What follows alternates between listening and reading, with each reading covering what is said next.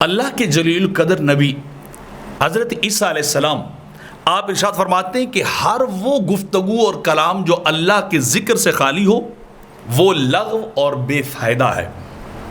جس گفتگو میں جس کلام میں اللہ کا ذکر نہ ہو فرمایا وہ فضول ہے، وہ انسان کے کسی کام کا نہیں ہے۔ تو ہونا کیا چاہیے؟ جب بھی گفتگو ہو اس میں زیادہ تر اللہ کا ذکر ہو، اللہ کی تسبیح و تعلیل ہو، وہ بندے کے لیے فائدہ مند ہے۔ تو آپ فرماتے ہیں کہ وہ کلام وہ گفتگو جو ذکر خدا سے خالی ہو وہ بندے کے کسی کام کی نہیں، الٹا وبال بن جائے گی۔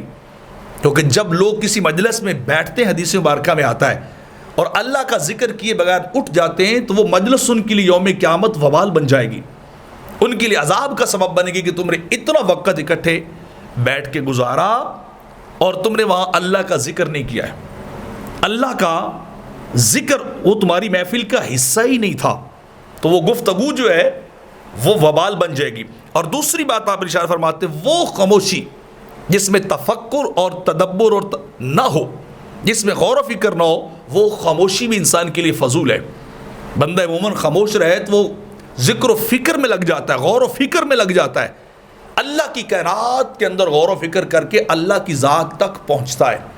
تو اگر تفکر اور تدبر سے خاموشی خالی ہو تو وہ بھی انسان کے لیے وبال ہے اور وہ لغو ہے۔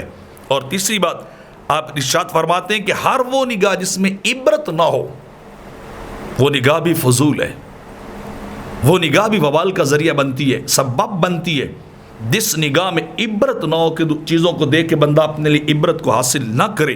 آپ فرماتے ہیں سعادت مند وہ شخص ہے، خوش نصیب وہ شخص ہے کہ جس کا کلام ذکر الہی ہو، جس کی خاموشی غور و فکر ہو، اور جس کا دیکھنا بطور عبرت ہو، وہ سب سے بڑا خوش نصیب آدمی ہے۔